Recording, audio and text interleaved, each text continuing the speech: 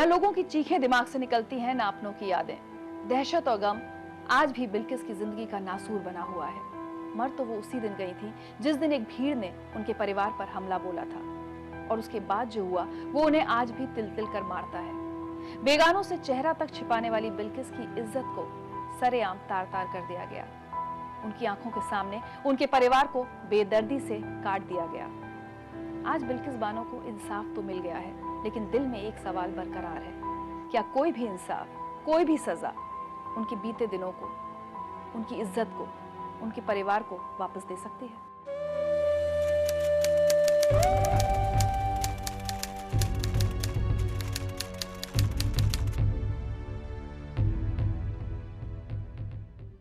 क्या हुआ था उस दिन 28 फरवरी 2002 को? क्या हुआ था? सुबह में हम हमारा काम कर रहे थे, 9-10 बजे का टाइम था। 1 मार्च की बात है। हाँ, और उसी वक्त हमारे एक तरफ से घर जल रहा है और लूटपाट हो रहा था। और हमारी खाला बीबी करके नाम है, वो दौड़ के आए उधर से कि चलो चलो निकलो, घर जल रहा है, लूटपाट हो रहा है, अपने को मार डालेंगे, चलो निकलो घर में से। तो फिर हम उधर से निकल गए।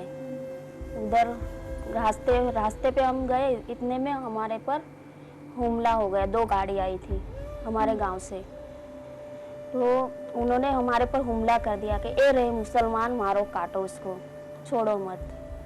फिर हमारे पर हमला किया, हमारे कपड़े फाड़ डाले, हमारी माँ बहनों को, भाइयों को, मेरे चाचा ससुरा, मेरे मामा थे, मेरी फोई थी, इन सबको मारने लगे। हमको, मेरे को भी मारने लगे। मेरी बेटी 3.5 साल की मेरी गोद में थी, उसको लेके पटक दिया नीचे। फिर मेरे को पकड़ के 2 जन पकड़ के ले गए मेरे को, और 3 जन ने मेरे पर बलात्कार किया। और मैं देखती रही कि मेरे परिवार को मारो मत, छोड़ दो उसको, तो भी उन्होंने छोड़ा नहीं, हमको मारने लगे, सबको मार डाला मेरी आंखों के सामने।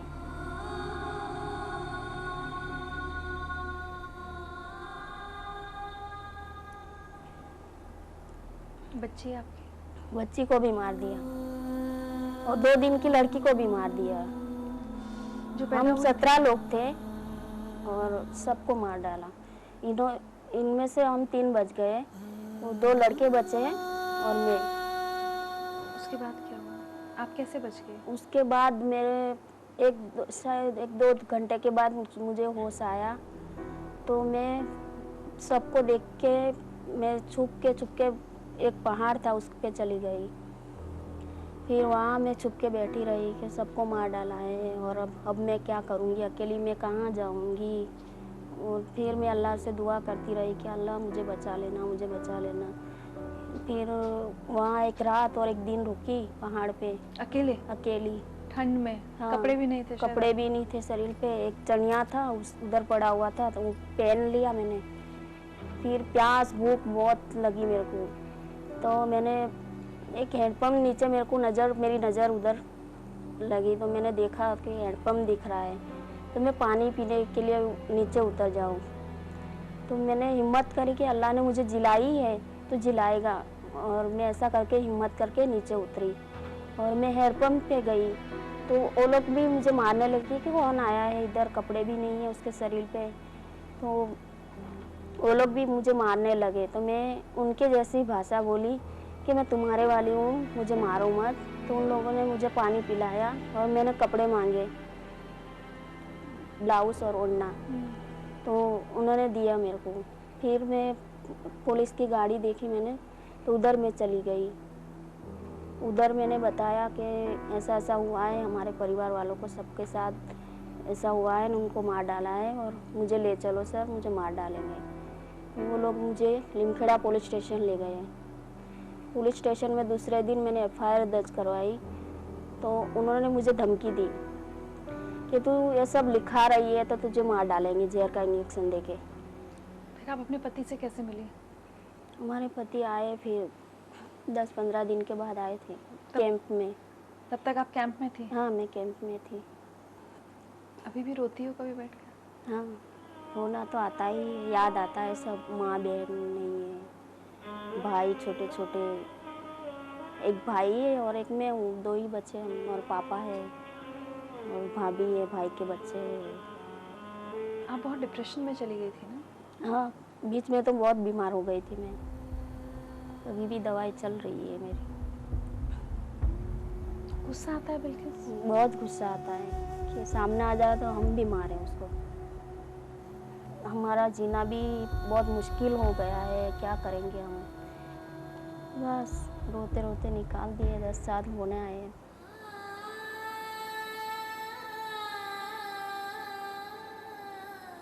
कुछ और कहना चाहती हो आज? और तो ये कहना चाहती हूँ कि जो हमारे साथ हुआ है वो ऐसा कई बहनों के साथ हुआ है, तो उनको भी मेरे जैसा इंसाफ मिलना चाहिए। पूरे हथियार के साथ किसी का हाथ काट दिया, पाँव काट दिया, मेरी बेटी के साथ रेप करके उसके मार दिया।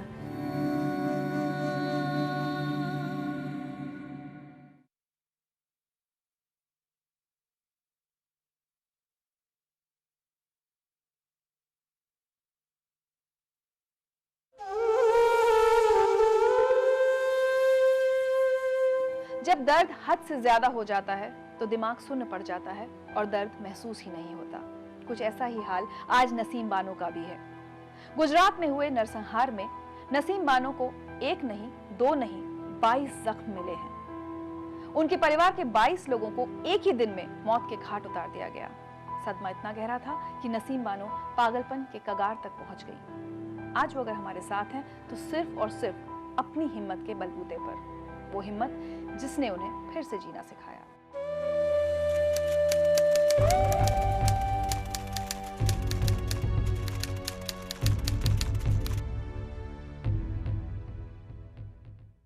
नसीम बानो जी, हाँ जी। 22 लोगों को खोया आपने अपने परिवार से? हाँ, अपने परिवार के बारे में बताइए, कौन कौन था आपके परिवार में? मेरे जो 22 लोग हैं ना, इसमें मेरे ससुराल के 10 लोग हैं। हाँ, इसमें ससुराल से जो 10 लोग हैं, इसमें मेरी सास है, मेरी हस्बैंड की माँ, और इसमें मेरी 13 साल की बेटी है, और मेरा हस्बैंड है, और चाचा चाची है, चाचा के लड़के हैं। 10 साल वो हो गए। પછી माई के घर वाले में से पापा है, भाई है, चाचा है, चाची है, चाची के लड़के हैं। माई के घर वाले लोगों से 12 लोग हैं, और मेरे घर से 10 लोग हैं, टोटल 22 लोग। आप कहाँ थी उस दिन? मैं एक हॉस्पिटल में थी। अब वही गांव में? नहीं, मेरे गांव से 5 किलोमीटर दूर है। उस दिन क्या क्या घटनाएं हुई थी वो हमें पूरा बताइए, क्या क्या हुआ था उस दिन? कि तो देखो, ये लोग, हमको तो कुछ मालूम नहीं था कि लोग क्या करने वाले क्या नहीं, लेकिन मैं 28 फरवरी को 27 को मैं दाखिल हो गई थी हॉस्पिटल में, और 28/11 को मेरा ऑपरेशन हुआ था, गायनिक प्रॉब्लम था। तो फिर वहाँ बता रहे थे लोग, और मेरी हॉस्पिटल के सामने भी हुआ था। जो लोग आए थे, टोला आया था वो, फिर उसने मस्जिद ऊपर हमला किया, फिर घर से पूरा सामान लूट लिया, लोगों को भगाया। फिर दूसरे दिन ये सब लोगों को, जितने जो लोग आते थे वो मार देते थे, रेप कर करके। यही सब किया है। और जो मेरे माँ के घर के जो लोग मर गए ना, वो मेरे बिल्कुल, मेरे जो ससुराल वाले लोग हैं, मेरे गांव में एक नदी है, वो नदी के अंदर निकल के वो कालोल आ रहे थे। शायद कालोल हमारे 5 किलोमीटर दूर है, वहाँ आ रहे थे, तो उसको वहाँ मार दिया।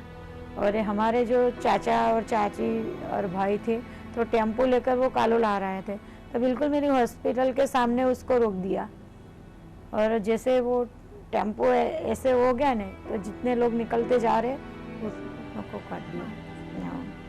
पूरे हथियार के साथ किसी का हाथ काट दिया, पाँव काट दिया, मेरी बेटी के साथ रेप करके उसके मार दिया। और फिर मेरे चाचा के 2 लड़के थे ने, तो उसको मारा नहीं था, मार के उसको फेंक दिया था।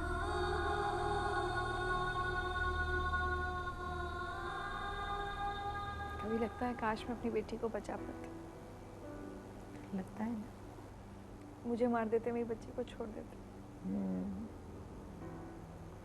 मैं थी ना उधर। आपको कब और कैसे पता चला कि आपकी अपनी बेटी नहीं रही, पति नहीं रहे? सब नहीं, मेरे ससुराल के बारे में तो काफ़ी 15-20 दिन हो गया था, लेकिन जब माँ के घर वाले लोग मर गए थे मेरे सामने, तो इसमें से मेरा एक भतीजा बचकर आ रहा था। फिर बताया कि अपने माँ और पापा सब चाचा चाची को काट दिया उधर, कैसे दंगे उठाए। तो फिर मैं हादसे में आ गई थी। 6 महीना तक मैं हादसे में रही थी। परिवार के नाम पे तो कोई बचा ही नहीं। कोई नहीं बचा।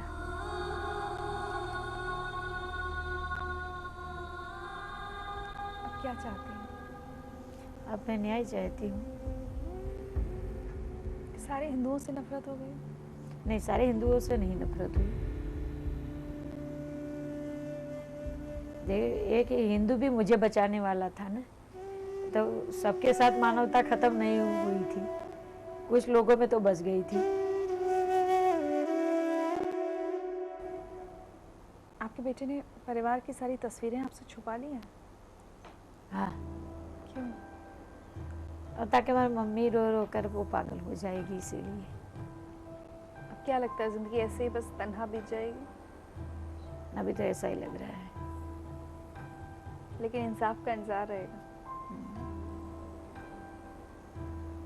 कल भी मेरे गांव गई थी ना, तो मुझे ऐसा हुआ, मैं 10 साल हो गया, लेकिन मैं मेरी माँ के घर के अंदर नहीं गई, मेरे घर के अंदर नहीं गई। उसने क्या किया है क्या नहीं, बस 10 साल। वो गांव में गई थी तो ऐसे दिख रहे थे कि कहाँ वो लोग मिलेंगे, कहाँ बात करेंगे। ऐसे एक बार मिल जाए तो बात करके वो चले जाए, फिर नहीं आए तो चलेगा। फिर ऐसे भी होता था कि आरोपियों को क्या कुछ कर दे, किसको बताए कि किस तरह हमको न्याय मिलेगा, ये लोगों का क्या होगा क्या नहीं। ऐसे होता था मुझे। ये वो चंद कहानियां हैं जो गुजरात में हुई बड़ी हिंसा का एक छोटा सा हिस्सा है। इन जैसे हजारों और परिवार हैं जो नफरत की आग में झुलस गए। आज इनकी कहानियां आप तक पहुंचाने के पीछे हमारा एक ही मकसद है कि हम उस बदनुमा इतिहास को फिर कभी ना दोहराएं। आइए वादा करें खुद से और एक दूसरे से कि कभी भी अपने धर्म, अपने मजहब को इतना हावी नहीं होने देंगे कि हम अपनी इंसानियत ही भूल जाएं और इंसान दरिंदा बन जाए।